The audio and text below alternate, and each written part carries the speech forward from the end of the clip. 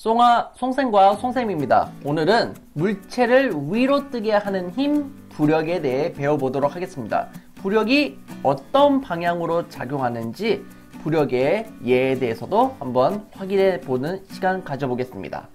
구명조끼나 서핑보드 등을 이용하면요, 물 위에 뜨기 쉽습니다. 물에서 내 몸이 가벼워지는 이유를 우리가 생각을 해봐야 되는데요. 물이 우리 몸을 밀어 올리는 힘이 작용하기 때문입니다. 구명조끼를 입으면 이 힘이 더 커져서 잘 뜨게 되는 것이지요. 우리가 엄청나게 많은 헬륨 풍선을 몸에 달게 된다면요, 우리 몸도 이 중력을 이겨내서요, 하늘로 뜨게 될 것입니다. 이렇게 위로 뜨게 하는 힘이 무엇인지 한번 배워보는 시간 가져보도록 하겠습니다. 오늘의 학습 목표는 액체나 기체 속에 있는 물체에 부력이 작용한다는 것을 설명할 수 있다가 되겠습니다. 자, 오늘도 재미있는 과학의 세계로 가봅시다. 우리가 처음 수영을 할 때 제일 필요한 것은 튜브입니다. 튜브를 이용할 때 물 위에 떠 있을 수 있도록 하는 것은 물 위로 뜨도록 하는 힘이 작용하기 때문입니다.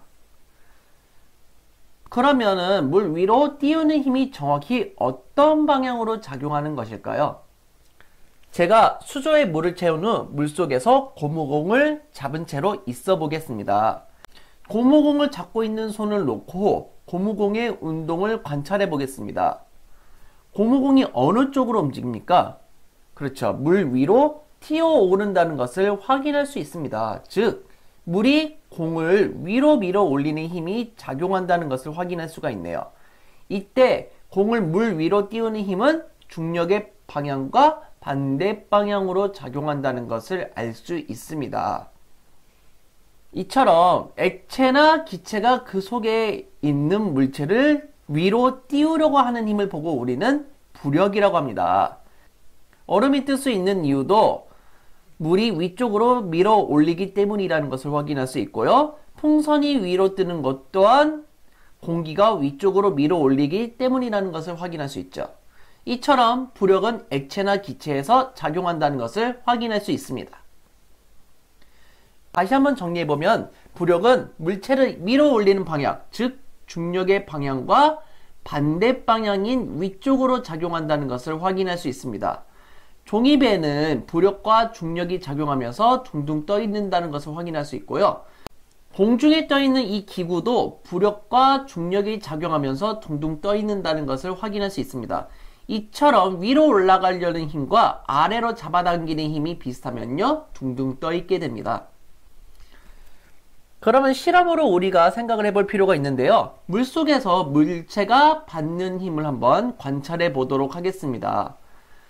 우선 나무 막대기 양쪽에 무게가 같은 줄을 매달아 균형을 맞춥니다. 줄을 컵에 넣고요, 한쪽 컵에만 천천히 물을 붓습니다. 이때 나무 막대기가 어느 쪽으로 기울어지게 될까요? 그렇죠. 컵에 물을 붓지 않는 쪽으로 추가 기울어진다는 것을 확인할 수가 있습니다. 그럼 물에 잠긴 추에 물이 작용하는 힘의 방향은 어느 쪽인가요? 물에 담긴 추가 가벼워졌습니다. 추가 가벼워졌다는 것은요, 물이 추를 들어올리는 방향인 위쪽 방향으로 작용한다는 것을 알 수가 있고요. 즉, 부력이 위쪽으로 작용한다는 것을 다시 한번 확인할 수 있겠습니다. 자, 물체에 작용하는 중력의 방향은 실선화살표로, 부력의 방향을 점선화살표로 한번 나타내 보도록 하겠습니다. 이 그림으로 미루어 봤을 때 중력은 아래쪽으로 작용하고 있겠죠. 하지만 물 위에 떠 있는 것으로 봤을 때 부력은 위쪽으로 작용한다는 것을 확인할 수 있죠. 이 러버덕 같은 경우도 마찬가지예요. 열기구도 마찬가지입니다. 그리고 낙하산 같은 경우도 중력과 부력이 같이 작용하고 있다는 것을 확인할 수가 있네요. 그런데 부력과 중력의 크기에 따라서 물체가 가라앉기도 하고요, 둥둥 떠 있기도 하고 위쪽으로 뜨기도 합니다. 부력의 크기보다 중력의 크기가 큰 경우에는 물체가 가라앉는다는 것을 확인할 수가 있습니다. 그리고 부력의 크기와 중력의 크기가 같은 경우 물체가 둥둥 떠 있는다는 것을 확인할 수가 있고요. 마지막으로 부력의 크기가 중력의 크기보다 큰 경우 물체가 위로 떠오르게 된다는 것도 확인할 수 있습니다. 그러면은 조금 더 깊게 생각해 본다면요. 부력은 떠 있는 물체에만 작용할까요? 그렇지 않다는 겁니다. 부력은 액체나 기체 속에서 가라앉아 있는 물체에도 작용하고 있습니다. 예를 들어서 원숭이가 있는 이 온천에서도 부력이 작용하고 있고요. 이 아이가 담겨져 있는 이 욕조 안에도 부력이 작용하고 있습니다. 욕조에 몸을 담그면요, 두 팔로 몸을 쉽게 들어올릴 수 있을 만큼 몸이 가볍게 느껴집니다. 이는 물속에서 몸에 작용하는 부력 때문에 물속에서 가벼움을 느낀다는 것을 알 수가 있는 것이지요. 그럼 부력의 힘을 이용하는 예에는 어떤 것이 있는지 한번 확인해 보도록 하겠습니다. 우선 액체 속에서 부력이 작용하는 예를 보자면요.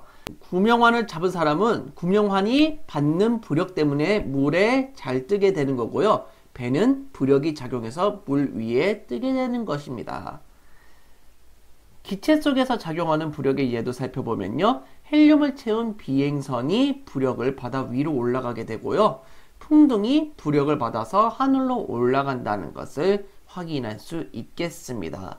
그럼 오늘 배운 내용을 가지고 문제를 풀어보도록 하겠습니다. 자, 첫 번째 문제입니다. 기체나 액체가 물체를 위로 밀어 올리는 힘을 보고 우리는 무엇이라고 한다고 했습니까? 그렇죠. 부력이라고 한다는 거 기억해 두시기 바랍니다. 물체를 물속에 넣으면요. 무거워집니까? 가벼워집니까? 그렇죠. 가벼워진다는 것을 확인할 수 있죠. 이것은 부력이 어느 쪽으로 작용하기 때문이다? 그렇죠. 위쪽으로 작용하기 때문이다 라는 것도 기억해 두시면 되겠습니다. 자, 부력에 관한 설명으로 옳지 않은 것은 답은 몇 번일까요? 그렇죠. 답은 4번이라는 것을 알 수 있습니다. 중력의 크기가 부력의 크기보다 크면요. 물체가 떠오르는 게 아니라 물체가 가라앉는다는 거 꼭 기억해 두시기 바랍니다. 다음 이 시간에는요. 부력의 크기를 재는 방법에 대해 알아보겠습니다. 용수철 저울을 이용하면요. 쉽게 부력의 크기를 측정할 수 있습니다. 이 방법에 대해 알아보도록 하겠습니다. 이 영상이 즐거우셨다면 좋아요, 구독하기 부탁드리겠습니다. 여러분 감사합니다. 송바